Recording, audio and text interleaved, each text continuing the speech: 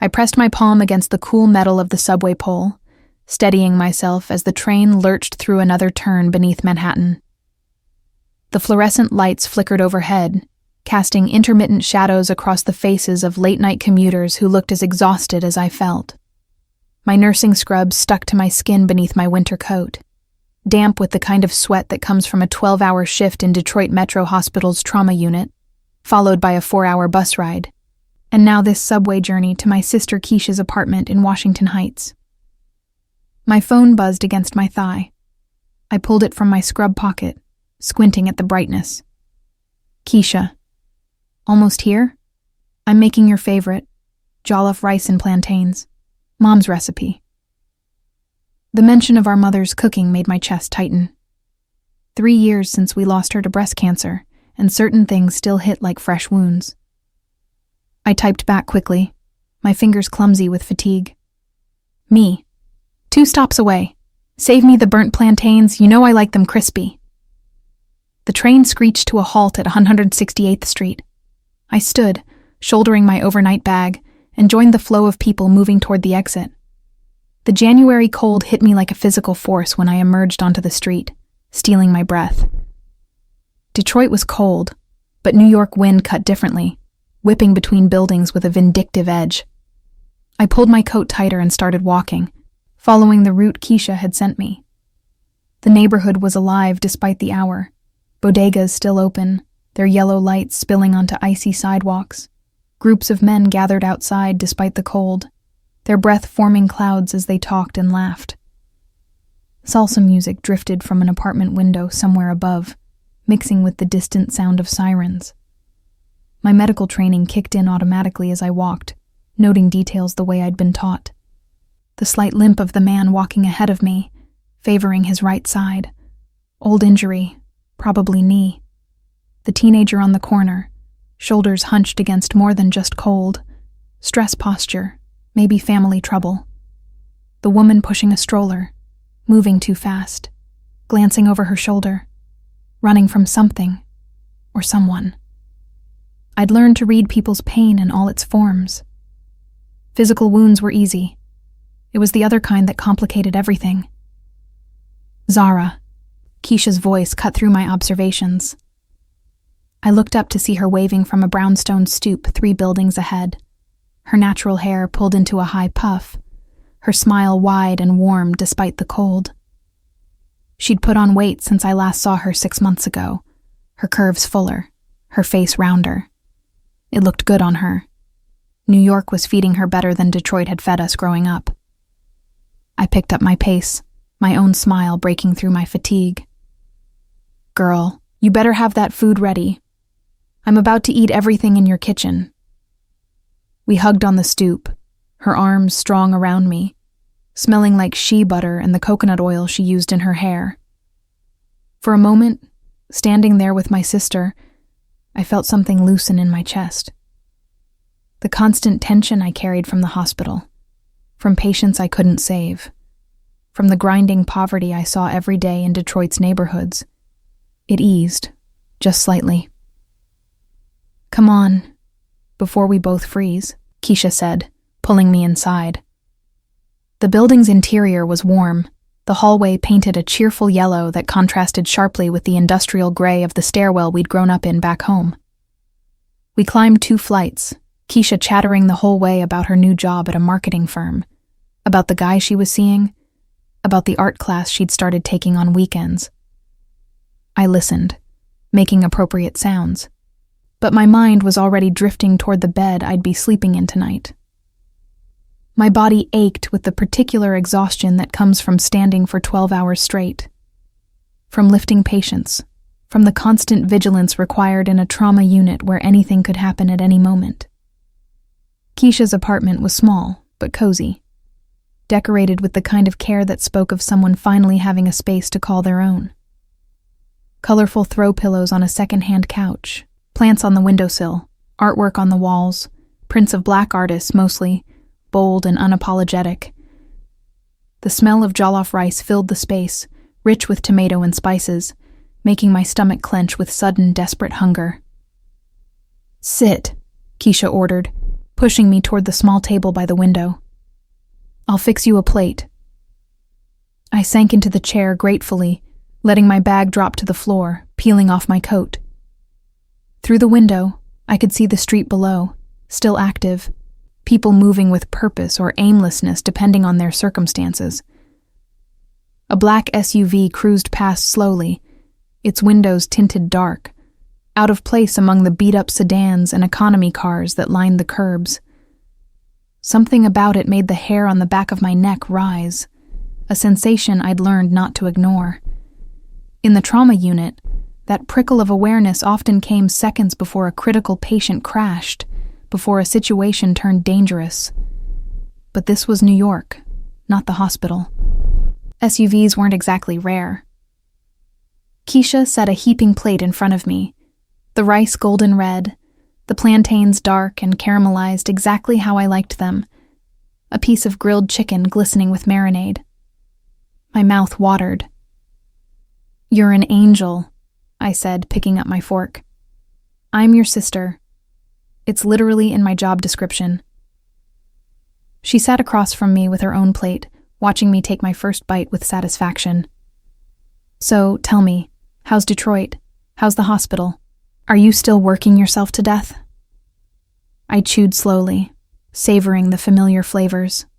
The memory of our mother's hands preparing this same dish, her voice filling our cramped kitchen with stories from Ghana, from her childhood before she'd immigrated to America, before she'd met our father, before everything got complicated. "It's fine," I said, which was a lie, but a comfortable one. "Busy. We're understaffed, like always. Saw 3 gunshot wounds today, 2 overdoses, a car accident victim who didn't make it." Keisha's face softened. "Zara." "It's the job," I said quickly, not wanting her pity. I knew what I was signing up for. "Did you, though?" She leaned back in her chair, studying me with the particular intensity only a younger sister could manage. "Because from where I'm sitting, you look like you're running on fumes. When's the last time you took a vacation? Had fun? Went on a date?" I focused on my food. "I'm fine. You're 25 and you act like you're 50. Mom wouldn't want this for you." The mention of our mother again, this time sharper, accusatory. I set down my fork, meeting Keisha's eyes. "Mom died because we couldn't afford better care, because the system failed her, because people like us don't get the same chances. So yeah, I'm working myself hard, because someone has to be there for the next person who comes through those doors, who doesn't have insurance, who's scared and hurting and needs someone to fight for them." Keisha reached across the table, her hand covering mine. "I know, I get it, but you can't save everyone, Zara. And you definitely can't save them if you burn yourself out first." I wanted to argue, but fatigue was pulling at me, making my thoughts slow and heavy. Instead, I squeezed her hand and went back to eating. We fell into more comfortable conversation after that, Keisha telling me about her marketing campaigns, about the gentrification creeping through the neighborhood, about her friends and their drama, all the normal stuff that felt foreign to me now. I'd lost the ability to care about normal somewhere along the way. After dinner, Keisha showed me to the couch. She'd made it up with sheets and a thick comforter, an extra pillow perched on top. "I know it's not much." "It's perfect," I assured her, already pulling off my shoes, my body screaming for horizontal. Better than the break room cot I usually crash on. She kissed my forehead, something she'd started doing after Mom died, as if she was trying to fill that maternal role despite being 2 years younger. "Sleep in tomorrow. We'll do brunch, maybe hit some vintage shops in the East Village." "Sounds good," I murmured, though sleep was already dragging me under. I heard her bedroom door close, the apartment settling into quiet, except for the ever-present sounds of the city outside, sirens, voices, the rumble of trucks on distant streets. I closed my eyes, my body finally relaxing. The crash came from the hallway. My eyes snapped open. my heart immediately hammering. I lay frozen, every sense suddenly sharp despite my exhaustion. Heavy footsteps. Multiple people. The sound of Keisha's door being kicked open, her scream cut short. I was moving before I could think, my nursing training overriding fear. If someone was hurt, if Keisha was hurt. My apartment door exploded inward. 3 men in dark clothing, faces covered with black masks, moved with military precision. I didn't even have time to scream before hands grabbed me, a cloth pressed over my mouth and nose, a chemical smell filling my lungs. I fought. God, I fought. My fists connected with solid muscle, my nails raking across exposed skin, my teeth trying to find purchase through the cloth. I heard Keisha screaming my name, heard her struggling. But there were too many of them, and whatever was on that cloth was making my limbs heavy, my vision blurring at the edges. The last thing I saw before darkness took me was that black SUV, now parked directly outside, its door open and waiting. I woke to silk. That was my first conscious thought. The texture against my cheek was silk, expensive and smooth in a way that seemed fundamentally wrong, given my last clear memory of being drugged and dragged from my sister's apartment. My second thought was the headache, a dull throb behind my eyes that spoke of chemicals and forced unconsciousness. I kept my eyes closed, my breathing steady, the way I'd learned to do when checking on patients who might be feigning sleep to avoid difficult conversations. My nursing training clicked into automatic assessment mode. Elevated heart rate, dry mouth, slight nausea, disorientation, no immediate pain beyond the headache. I'd been out long enough for the chloroform, or whatever they'd used to mostly process through my system. Where was I? The air smelled different, not the lived-in warmth of Keisha's apartment, but something cleaner, colder, with hints of expensive cologne and polished wood. The surface beneath me was definitely a bed, larger than any I'd ever slept in, the mattress conforming to my body in a way that screamed money. Fear crystallized in my chest, sharp and clear. I opened my eyes slowly, letting my vision adjust to the dim lighting. The room was enormous, easily twice the size of my entire Detroit apartment. Floor-to-ceiling windows dominated one wall, though heavy curtains were partially drawn, allowing only slices of what looked like city lights to penetrate the darkness. Modern furniture, all clean lines and dark wood, filled the space with calculated precision. A door to my left, presumably a bathroom. Another door to my right, closed. I was still wearing my scrubs, though my shoes were gone, my coat missing. My bag was nowhere in sight. I sat up carefully, testing my body's responses. Dizzy, but functional. I swung my legs over the edge of the massive bed, my bare feet meeting plush carpet that probably cost more than I made in a month. The right-hand door opened.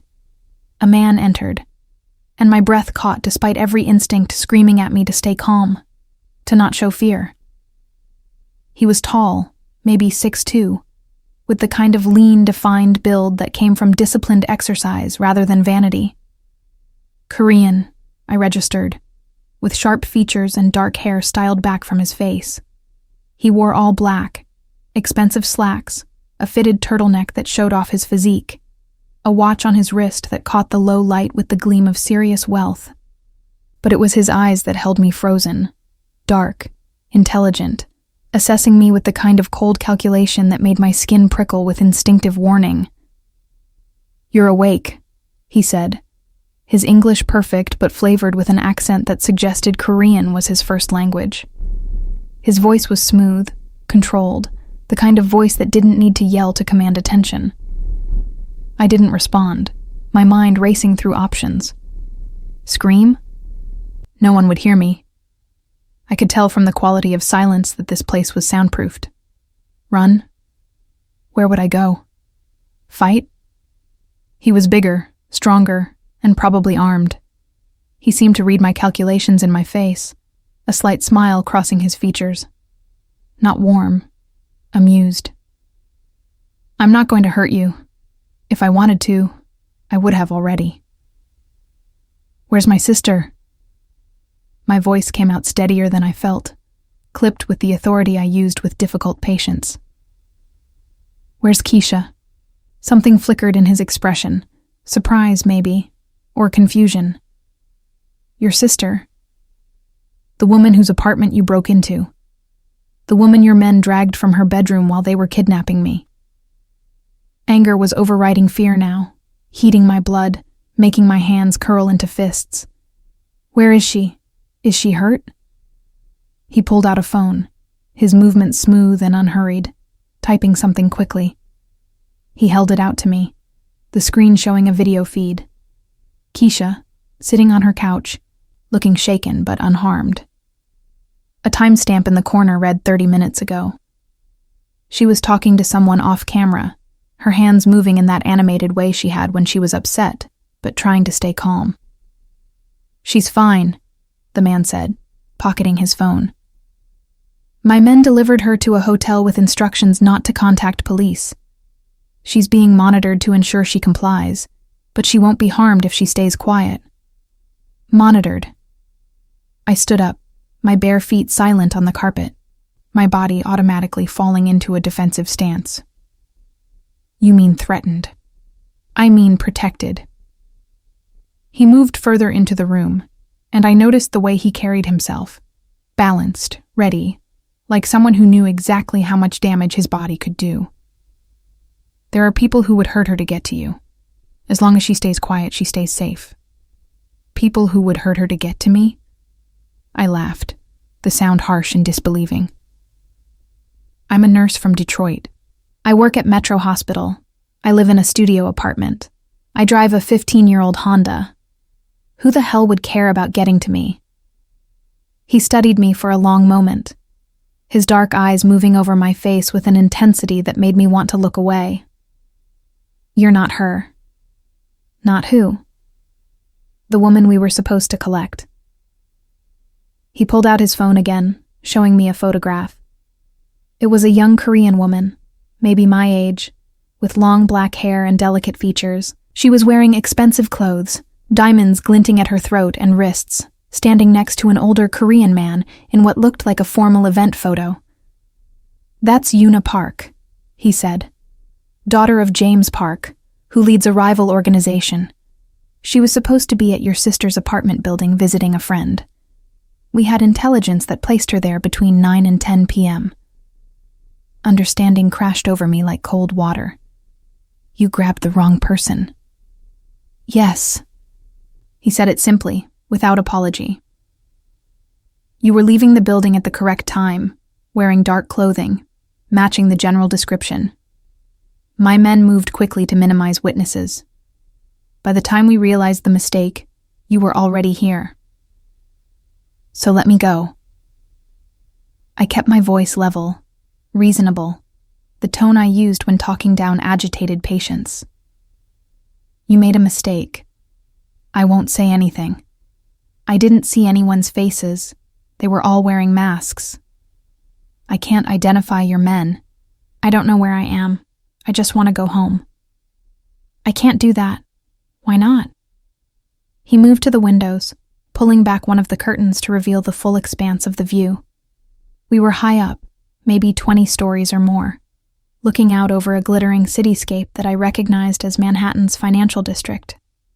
The buildings stretched out like monuments to wealth and power, their windows golden with light despite the late hour. Because you've seen this place, he said quietly. Because you've seen me. Because in the world I operate in, mistakes like this one have consequences, and the only way to contain those consequences is to control the variables. I'm not a variable. I'm a person. He turned back to face me, and for the first time I saw something other than cold calculation in his expression. Regret, maybe, or frustration. In my world, there's no difference. I pressed my hand against my stomach, a gesture that had become automatic over the years when I felt stressed or threatened, as if I could physically hold my anxiety in place. His eyes tracked the movement, and something shifted in his face. Are you injured? The question came out sharper, more concerned. Did my men hurt you during the extraction? No, I said, dropping my hand. I trailed off, my mind racing. If I told him I was fine, would that make me less valuable, more disposable? If I claimed injury, would he call a doctor, someone who might help me escape? Just what? He took a step closer, and I instinctively backed up until my legs hit the bed. He stopped, holding up his hands in a gesture that might have been reassuring if it wasn't coming from my kidnapper. I need you to understand something, Ms. Washington. He knew my name. Of course he knew my name. He'd probably run every piece of information about me while I was unconscious. What? I asked, hating how small my voice sounded. I don't hurt civilians. I don't hurt innocent people. This situation is unfortunate, but temporary.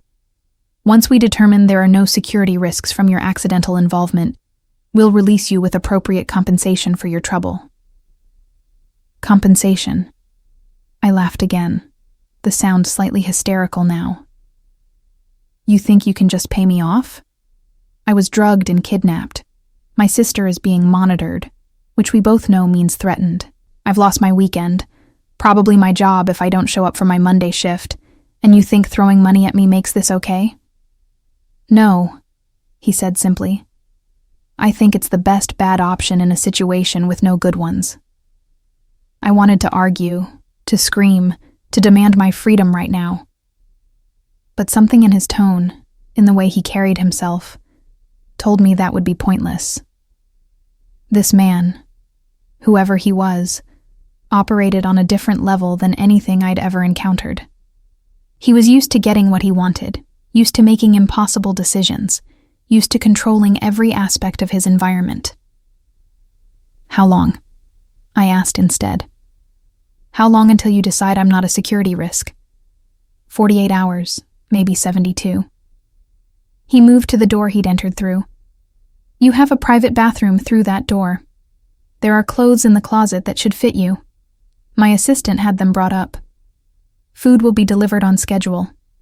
If you need anything else, press the call button by the bed. And if I try to leave? He paused in the doorway, looking back at me. There are men outside this room whose only job is to ensure you stay inside it. Don't make their job difficult. What do I call you? The question escaped before I could stop it. If I'm going to be your prisoner for 3 days, I should at least know my captor's name. For a long moment, I didn't think he would answer. Then, Ryan Choi. The name meant nothing to me, but the way he said it, the weight behind those syllables, told me it should. This was someone important in whatever world he operated in. Someone powerful. Someone dangerous. Well, Ryan Choi, I said, forcing myself to meet his eyes, to not show the fear still churning in my gut. I hope you're prepared for the fact that I'm going to make these 3 days as difficult as possible. His smile was unexpected and genuinely amused. I'd expect nothing less, Ms. Washington. Then he was gone, the door closing with a soft click, a lock engaging with a finality that made my chest tighten.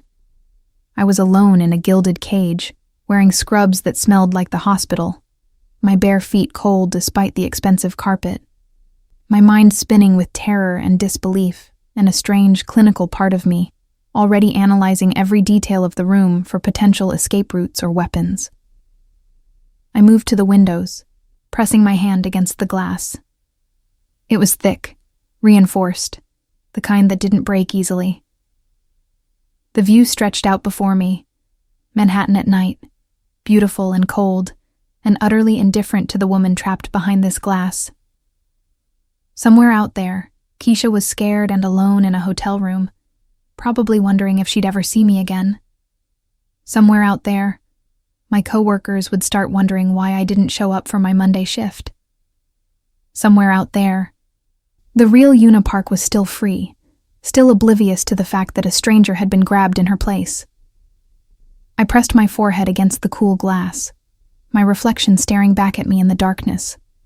A black woman in rumpled scrubs, her natural hair pulled back in a practical bun, her eyes showing more fear than she wanted to admit. Ryan Choi had made a mistake. The question was whether I'd survive being that mistake long enough to make him regret it. The first morning came with pale winter sunlight filtering through the expensive curtains, and the smell of coffee that I definitely hadn't made. I'd spent most of the night alternating between trying the door, locked, examining the windows, reinforced and impossible to break without tools, and systematically searching every drawer and closet in the room for anything useful. I'd found clothes, as promised. Designer labels I recognized from magazines but never imagined wearing, all in my exact size. I'd found toiletries in the bathroom, high-end products that probably cost more than my monthly utility bills. I'd found a bookshelf filled with titles in Korean and English, including, strangely, several medical textbooks. What I hadn't found was a phone, a computer, or anything that could be used as a weapon beyond some very heavy hardcover books and a wooden coat hanger. The coffee smell was coming from a tray that had been left on the small table by the window while I was in the bathroom. I stared at it warily. French press coffee, cream and sugar on the side, a covered plate that revealed fresh fruit, toast, scrambled eggs, and perfectly crisp bacon when I lifted the lid. My stomach growled traitorously. I hadn't eaten since that jollof rice at Keisha's, and my body was demanding fuel regardless of my circumstances. I picked up the coffee first, sniffing it cautiously. It smelled like regular coffee. Good coffee, actually, the kind that costs $20 a pound. Would they drug me? Probably not. Ryan Choi had already made it clear he could keep me here by force. Drugging me would just be unnecessary effort. The first sip was heaven. Rich and perfectly brewed, waking up my exhausted brain. I sat at the table, pulling the plate closer, eating methodically while I stared out at the morning view of Manhattan. From this height, the city looked almost peaceful, the chaos of street level reduced to toy cars and tiny people moving with purpose through their normal lives. I wondered if anyone was looking for me yet. Keisha wouldn't call the police. Ryan's men had made sure of that. My hospital wouldn't expect me back until Monday. I'd told my neighbor in Detroit that I'd be gone for the weekend. I'd effectively disappeared without anyone having a reason to worry for at least another 36 hours. The door opened without warning. Ryan Choi entered carrying his own cup of coffee, dressed casually today in dark jeans and a gray sweater that probably cost more than my car. His hair was slightly damp, as if he'd just showered, and without the severe all-black outfit from last night, he looked younger, less intimidating. Still dangerous, though. My instincts were clear on that. "Good morning," he said, settling into the chair across from me, as if this was perfectly normal, as if we were colleagues having a breakfast meeting instead of kidnapper and victim. I didn't respond, taking another sip of coffee, watching him over the rim of my cup. "You slept," he observed. "That's good. Most people don't, their first night." "Most people," I repeated slowly. "You do this often? Kidnap the wrong person?" His expression didn't change. "More often than you'd think. Though usually we figure it out before bringing them here. Lucky me." He smiled slightly at my sarcasm. "I've had my people looking into you. Zara Marie Washington, born in Detroit, graduated from Wayne State University's nursing program with honors, currently employed at Detroit Metro Hospital in their trauma unit. No criminal record, no political affiliations, no connections to any organizations that would make you valuable as leverage. Glad to know I'm properly vetted as worthless." "Not worthless." He set down his coffee cup, his dark eyes meeting mine with that same intense focus from last night. "Interesting. You work in one of the most dangerous hospitals in Detroit. You volunteer at a free clinic on your days off, and according to your supervisor, you're one of the best trauma nurses they've had in years. You're also 25, unmarried, and, according to your medical records that my people may have illegally accessed, not currently on any medication." Ice flooded my veins. "You accessed my medical records?" "I need to know everything about the people in my space. It's not personal." It's definitely personal when you're invading my privacy. I set down my coffee cup harder than necessary, the china rattling against the saucer. You've kidnapped me, imprisoned me, threatened my sister, and now you're telling me you've been through my medical history? What's next, Ryan? Are you going to tell me you've tapped my phone, read my emails, installed cameras in my apartment? He didn't respond, which was answer enough. Jesus Christ, I breathed. How long? How long have you been watching me? Since last night, when we realized our mistake. We needed to know who you were, what connections you had, whether your disappearance would trigger any investigations that might complicate our situation. Your situation? I repeated. I'm in a luxury prison because you grabbed the wrong woman, and you're worried about your situation being complicated. Yes. He said it without apology, without shame. In my world, complications get people killed. I'm trying to make sure you're not one of them.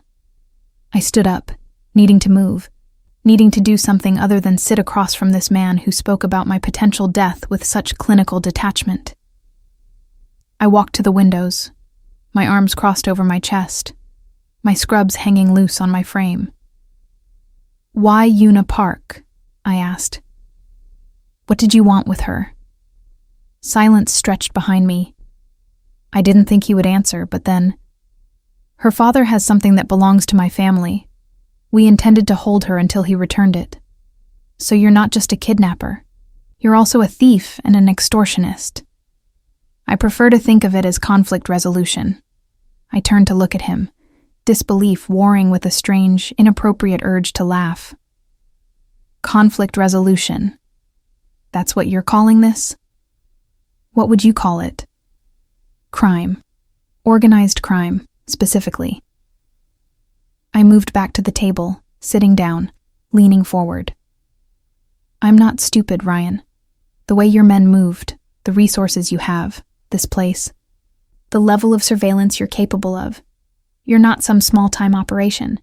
You're running a major criminal organization. My family runs a business empire with diverse interests, some of which operate outside traditional legal frameworks. He said it as if he was describing a Fortune 500 company, not a criminal enterprise. And one of those diverse interests is kidnapping women. One of those interests is maintaining territorial control and protecting our assets from rivals who would take them by force. He leaned back in his chair, studying me with that unnerving intensity. The Park family has been encroaching on our operations in New York for 6 months. They've hijacked 3 shipments, bribed 6 of our street-level operators, and last week they attempted to assassinate one of my lieutenants. Taking Una was meant to send a message. Back off, or face consequences. So take Una, let me go. Grab the right woman and fix your mistake.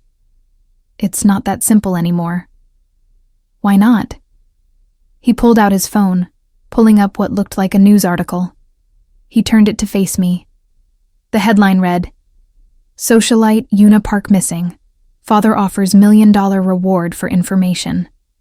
My stomach dropped. James Park made this public 3 hours after we took you, Ryan said quietly. He's using his daughter's supposed kidnapping to make us look reckless, to turn public opinion against us, to bring law enforcement pressure down on our organization. If we actually grab Una now, we confirm his story and give him exactly what he wants. A war with public sympathy on his side. So you're keeping me because letting me go would be... what? Embarrassing? I'm keeping you because letting you go creates more problems than it solves. He pocketed his phone. You've seen my face. You've been inside this building. You could describe my men, their tactics, the timing of the operation. Even if you didn't mean to, you could give investigators details that would compromise our security. I wouldn't say anything. You would, eventually. Everyone does. His voice was matter-of-fact, not unkind. The FBI would pressure you.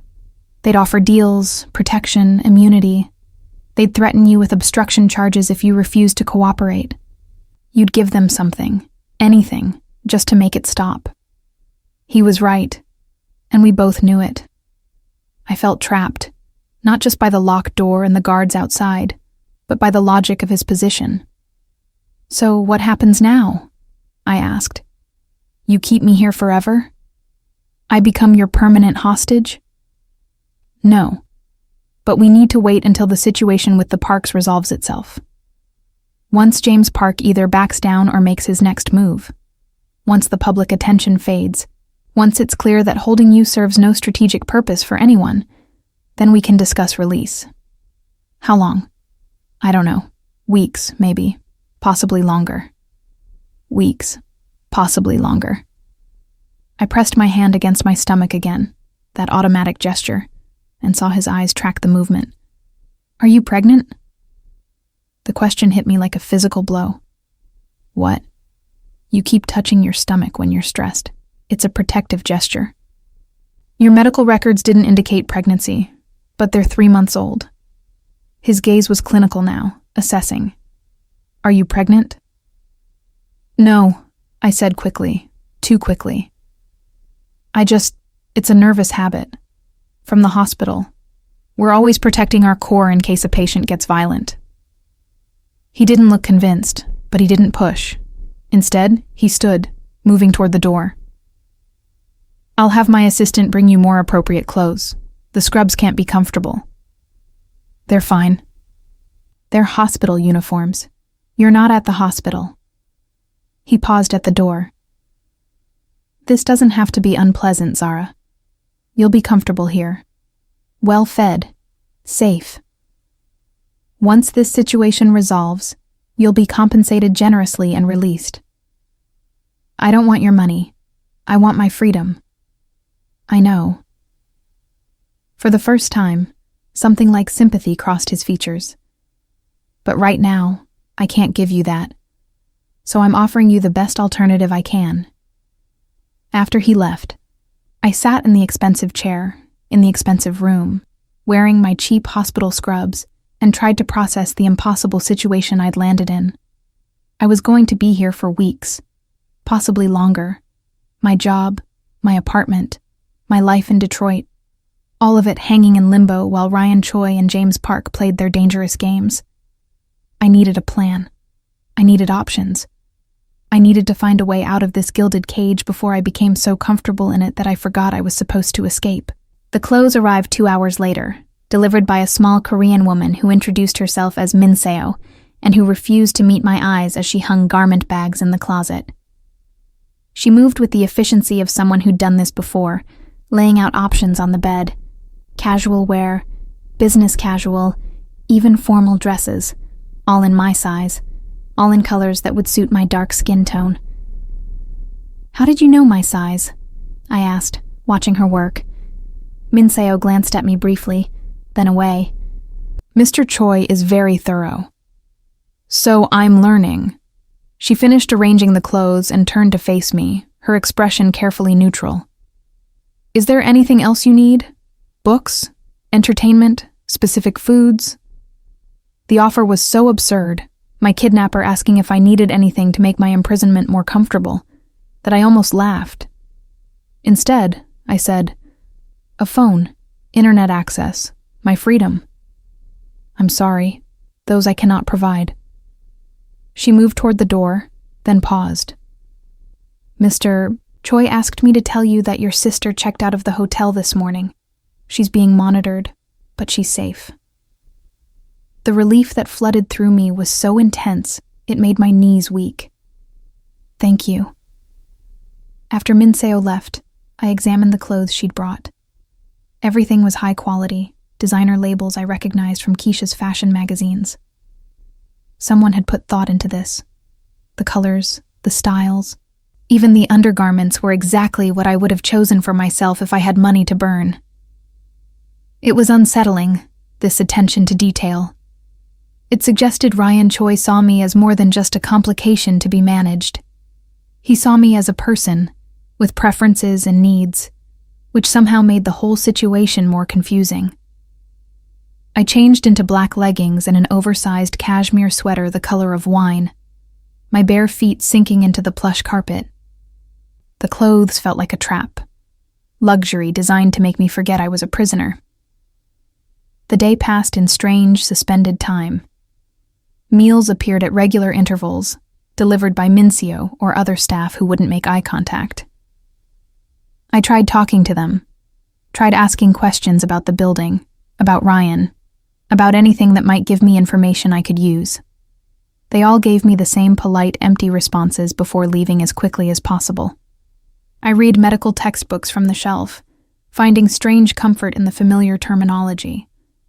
I did yoga stretches I'd learned from a coworker, keeping my body active.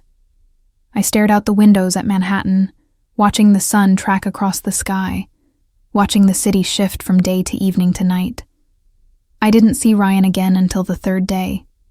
I'd just finished eating lunch, seared salmon with asparagus, a level of cuisine that made my hospital cafeteria meals seem like punishment, when the door opened and he walked in wearing a charcoal suit that was clearly custom-tailored, his dark hair styled back, looking every inch the wealthy businessman rather than the criminal he actually was.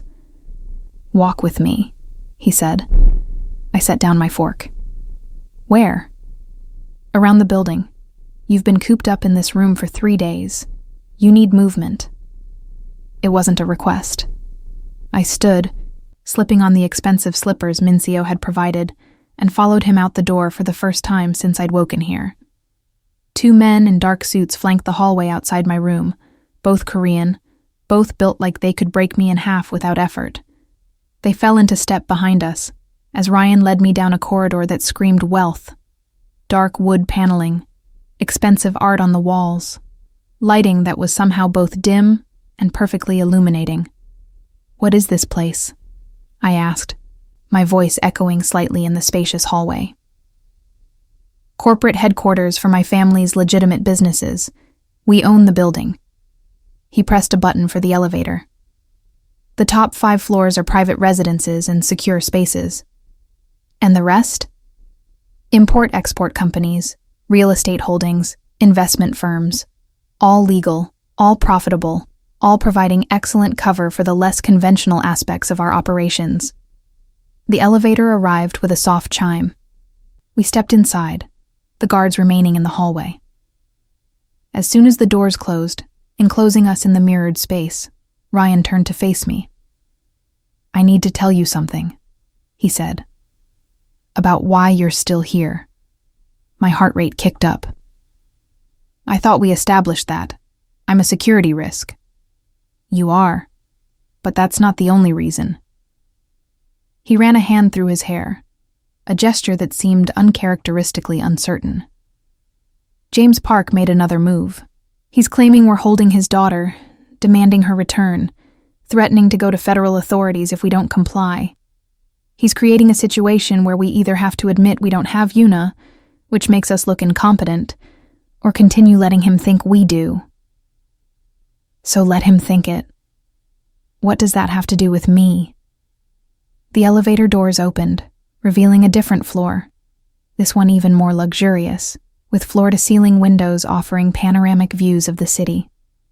Ryan led me into what appeared to be a private lounge, all leather furniture and warm lighting, empty except for us. "Sit," he said, gesturing to a couch. I remained standing. "Just tell me." He moved to the windows, his back to me, his shoulders tense beneath the expensive suit. "There are people in Park's organization who don't believe he actually lost his daughter. They think this is a play, a manipulation. They're putting out feelers, trying to figure out what really happened. And if they figure out we grabbed the wrong woman, if they learn we have an innocent civilian caught up in this, they'll use it against us. They'll leak it to the media, to law enforcement, to everyone who matters. It'll destroy my family's reputation and give Park the moral high ground in a situation where we currently hold the better position." Understanding crashed over me. "So I can't be released because my existence proves your incompetence. Your existence proves we made a mistake. In my world, mistakes are weaknesses, and weaknesses get exploited." He turned to face me, his expression serious. I'm sorry, Zara. I know this isn't what you want to hear, but right now, you being here, safe and hidden, is better for everyone than you being free. Better for you, you mean? Better for you too. He moved closer, and I forced myself not to back up. If Park's people find out you exist, they won't just use you for propaganda. They'll try to grab you themselves, use you as leverage against us. At least here, you're protected. Protected, I repeated. That's what you're calling this? What would you call it? Imprisonment. Coercion. A convenient excuse to keep a witness under control. His jaw tightened. You think I want this? You think I enjoy having to keep an innocent woman locked up because my organization's politics require it? I don't know what you want, Ryan. I don't know you. Then let me tell you. He closed the distance between us, and suddenly we were standing too close, the space between us charged with something I didn't want to examine. I want to end this war with Park before more people die. I want to protect my family's business from aggressive takeover attempts. And yes, I want to keep you safe, because despite what you think, I'm not a monster who hurts innocents. You're keeping me prisoner. I'm keeping you alive. We stared at each other, the tension thick enough to cut. I could smell his cologne now, something expensive and subtle, could see the faint scar on his left eyebrow, could count the exact shade of brown in his eyes that was almost black in this lighting. This close, I could see that he wasn't just handsome in that cold, corporate way. He was beautiful, in the way dangerous things often are. How long? I asked quietly. How long until this resolves? I don't know. Weeks, maybe a month. A month. I closed my eyes, trying to process this. I'll lose my job, my apartment, everything. I'll compensate you. Whatever your annual salary is, I'll triple it. Your apartment's rent will be paid. Your sister will be taken care of. I'll make sure you don't suffer financially from this. You think money fixes everything? No, but it's the only thing I can offer right now. His hand came up, hovering near my face but not quite touching. I'm trying to do the right thing in an impossible situation. The right thing would be letting me go. The right thing would get you killed. I opened my eyes, meeting his gaze, seeing something there I didn't expect. Genuine concern. Not manipulation, not calculation, but actual worry for my safety. It terrified me more than the threats had. I need air, I said, stepping back. Real air, not recycled building air. I need to feel wind on my face, sun on my skin. I need to remember what freedom feels like. Ryan studied me for a long moment, then pulled out his phone. He typed something quickly, then pocketed it. Come with me. He led me to another elevator, this one requiring a key card to access. We rode up in silence, the numbers climbing. 20, 21, 22, 23. The doors opened onto a rooftop terrace. The cold hit me immediately, sharp January wind that made my eyes water, but I didn't care. I walked to the railing, gripping the cold metal, and looked out at Manhattan spreading beneath us. From here, I could see everything. The East River, the bridges, the dense packed buildings stretching to the horizon, the tiny people in cars moving through their ordinary lives. I was above it all, trapped in a tower like some fucked up fairy tale princess. 10 minutes, Ryan said from behind me. That's all I can give you. The rooftop is visible from other buildings. Someone might see you, recognize you if Park's people have distributed your photo. Have they? Not yet, but they're looking. I turned to face him, the wind whipping my hair around my face. What happens to me after this ends, after you and Park resolve your war? Do I just go back to Detroit and pretend none of this happened? That's the plan.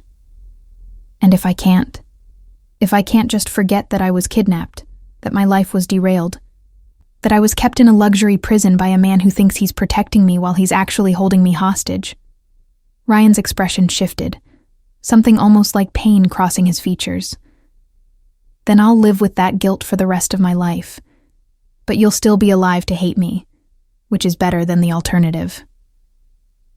What alternative? The one where I let you go and Park's people find you first. He moved closer, the wind catching his hair. The one where you become a real hostage, held in conditions far worse than this, tortured for information you don't have, killed when you become more trouble than you're worth. You're trying to scare me into accepting this. I'm trying to make you understand the reality of the world you accidentally fell into. His hand came up again, and this time it connected, his fingers gentle against my cold cheek. I won't hurt you, Zara. I'll keep you safe, keep you comfortable, and the moment it's possible, I'll let you go. That's my promise. I should have jerked away from his touch, should have reminded him that promises from kidnappers meant nothing, should have held on to my anger and my fear.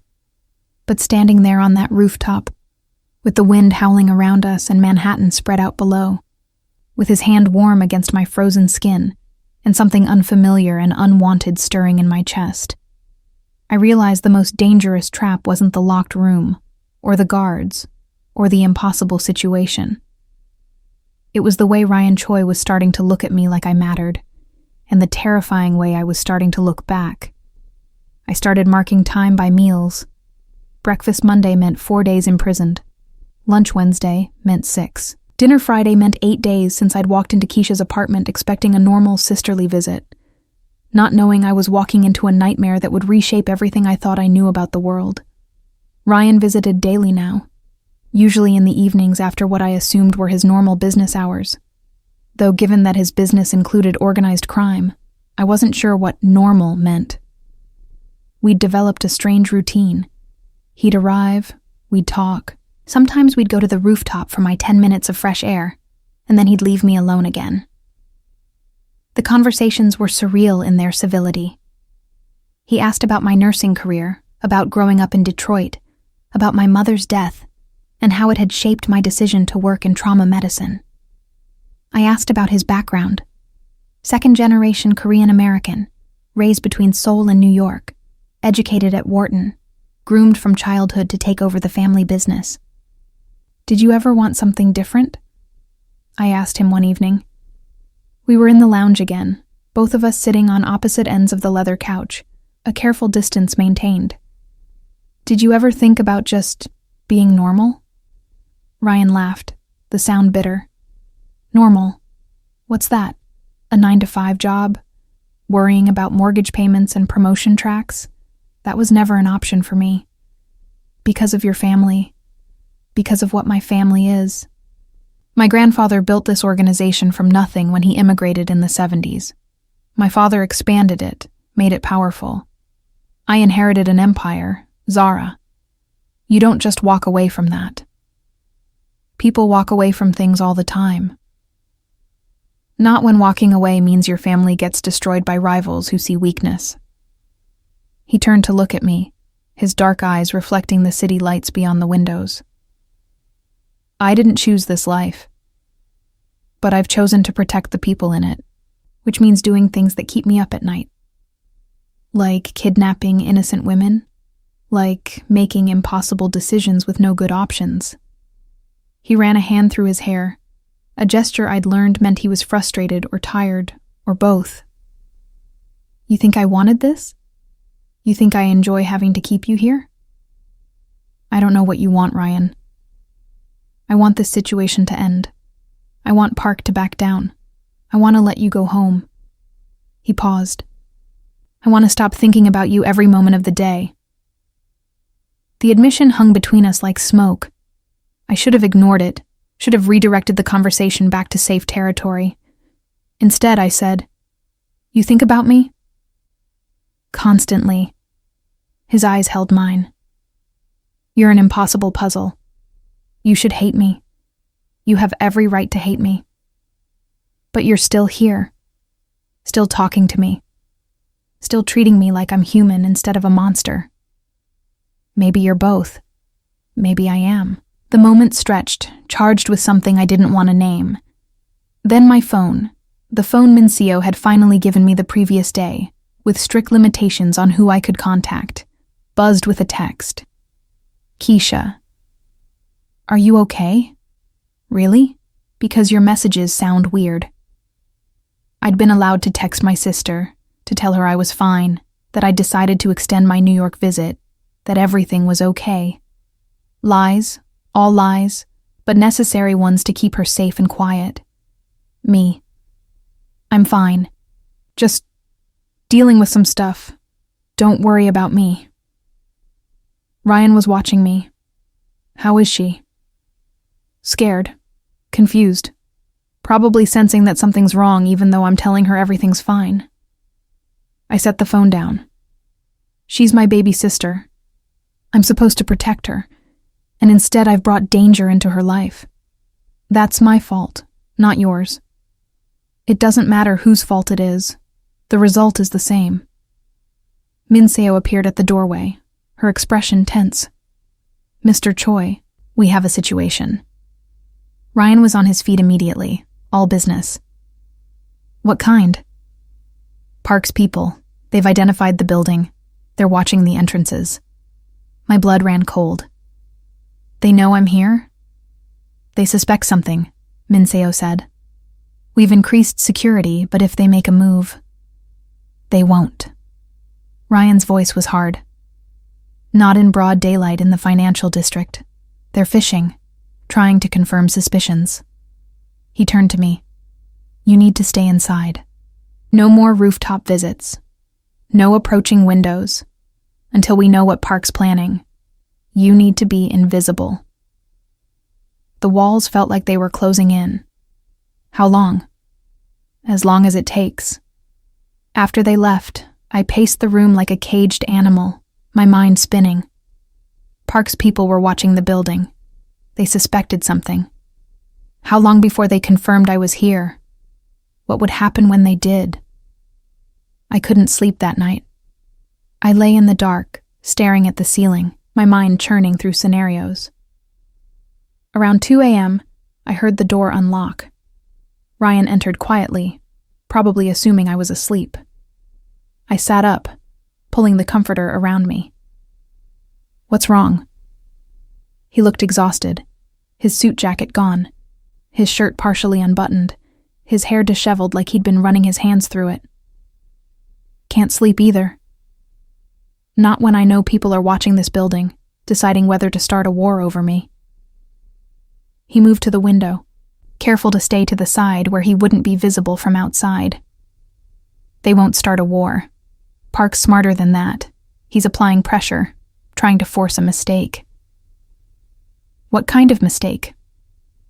The kind where we panic and move you, confirming you exist. He turned to face me. We're not going to give him that satisfaction. So I'm bait. You're protected. There's a difference. I threw off the comforter, standing, approaching him. We'd maintained careful distance since that moment on the rooftop, both of us aware of something building between us that neither wanted to acknowledge. But tonight, with danger circling and fear making me reckless, I didn't care about distance. Why do you keep coming here? I asked, stopping a few feet away. You don't need to. Mincio could handle everything. But you keep showing up, talking to me, acting like we're friends instead of captor and prisoner. I told you why. Tell me again. His jaw worked, internal struggle visible on his face. Then, because you're the first real thing I've encountered in 10 years. Everyone in my life wants something. Power, money, connections. They see the Choi family name and the empire behind it. But you see me, Ryan. The man who made a mistake and is trying to fix it. The man who's trapped in this life just like you're trapped in this room. That's not the same. Isn't it? He moved closer. I'm surrounded by walls just like you are. Mine are made of obligation and violence and impossible choices, but they're walls nonetheless. And you're the first person who's looked at me like I might be more than what those walls have made me. We were close enough now that I could feel the heat coming off his body, could see the exhaustion in his eyes, could sense the weight he carried. "This is a bad idea," I whispered. "I know. I should hate you. You should. But I don't." The admission felt like stepping off a cliff. And I don't know what that makes me. Human. His hand came up, cupping my face the way he had on the rooftop, his thumb brushing across my cheekbone. Complicated. Beautiful. I should have stepped back. Should have maintained the boundaries that kept this situation from becoming something more dangerous.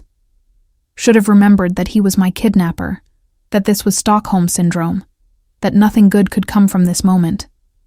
But when he leaned in, when his lips met mine in a kiss that was gentle and desperate and full of everything we weren't saying, I kissed him back. It was a mistake. I knew it was a mistake. But standing there in the dark, with danger outside and impossible feelings between us, I let myself fall anyway. The morning after the kiss, I woke alone in the bed, sunlight streaming through the curtains, the space beside me cold and empty. I pressed my hand to my lips, still feeling the ghost of Ryan's mouth on mine, still tasting him. What had I done? I'd kissed my kidnapper. I'd let him hold me, had felt his hands in my hair, had wanted more than just that one desperate kiss. I'd crossed a line I couldn't uncross, turned this nightmare situation into something exponentially more complicated. A knock on the door. Mincio entered with breakfast, her expression carefully neutral, but I wondered if she knew, if she'd seen Ryan leaving my room in the early morning hours. "Mr. Choi requests you join him in the executive conference room at 9, she said, setting down the tray. "He'll send someone to escort you." An hour later, 2 guards led me through the building to a floor I hadn't seen before. The conference room was enormous, all glass walls and a massive table, overlooking the city with the kind of view that required serious power to obtain. Ryan stood at the windows, hands in his pockets, wearing another expensive suit. He turned when I entered, his expression unreadable. "We need to talk," he said. The guards left, closing the door behind them.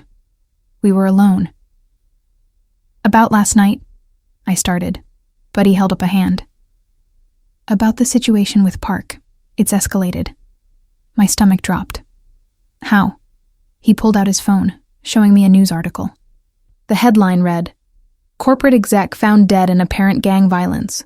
Authorities investigate possible organized crime connections." "One of Park's lieutenants," Ryan said quietly. "Found shot in his car last night. Park is claiming we did it, using it to justify retaliation." "Did you?" "No, but someone wants us to look guilty." He pocketed his phone. "This is spiraling, Zara. Park is looking for any excuse to go to war, and whoever killed his lieutenant just gave him one. What does this mean for me?" "It means things are about to get very dangerous. Park will retaliate, probably against one of my operations. We'll have to respond. It's going to get violent, and you being here becomes more of a risk. So let me go." "I can't." His voice was strained. "If Park's people are watching the building, if they see a black woman leaving under guard, they'll know. They'll try to intercept you, use you against me." "Then what do we do?" "We wait. We keep you secure, and we prepare for the worst." The worst came 3 days later. I was in my room, reading one of the medical textbooks, when I heard it. Distant, but unmistakable. Gunfire. I dropped the book, my trauma training kicking in immediately. Multiple shots, rapid fire, assault weapons, coming from lower floors. The door burst open. Ryan rushed in, his suit jacket gone, a gun in his hand that I'd never seen him carry before. His face was hard, dangerous, the cultured businessman replaced by something primal. "We need to move. Now." "What's happening?" "Park's people. They're hitting the building." He grabbed my arm, pulling me toward the door. "We have a secure location. You'll be safe there." "Ryan, no time. Move." We ran through hallways I didn't recognize, the sound of gunfire getting louder. I heard shouting in Korean, heard breaking glass, heard the chaos of a full-scale assault. Ryan kept me close, his body between me and any potential threat, the gun in his hand steady and ready. We reached a service elevator. He pulled me inside, jabbing a button for the basement level. As the doors closed, I heard an explosion somewhere above us, felt the building shudder. "They're destroying everything," I breathed. "They're sending a message." The elevator descended rapidly. And so am I. The basement was a maze of corridors and mechanical rooms. Ryan led me through them with the confidence of someone who knew every inch of this space, finally stopping at an unmarked door. He pressed his hand to a biometric scanner. The door clicked open, revealing a space that looked like something from a spy movie. Reinforced walls, multiple monitors showing security feeds, supplies stacked in the corners. A safe room. "You'll stay here," Ryan said, pulling me inside. "Mincio is already here with supplies. You'll be safe." Mincio emerged from the shadows, her face pale but composed. "Mr. Choi, keep her secure. No matter what happens, don't open this door until I give the all clear." He turned to me, his hand cupping my face with desperate intensity. "I'll come back for you. Ryan." He kissed me, hard and fast, and full of everything we hadn't said. Then he was gone, the door sealing behind him with a finality that made my chest ache. The next 6 hours were the longest of my life. Mincio and I sat in that reinforced room, watching security feeds as Ryan's men fought Park's assault team through the building. I saw violence I'd only ever witnessed in my trauma unit. People falling, bleeding, dying. I saw Ryan moving through it all like a force of nature, his gun flashing, his movements lethal and efficient. This was who he really was. Not the cultured businessman or the conflicted captor, but a warrior protecting his territory. The fighting finally stopped around midnight. The monitors showed Ryan's people securing the building, dealing with casualties, beginning cleanup. Mincio's phone buzzed. "Mr. Choi says it's safe," she reported. "We can come out." The building was a war zone.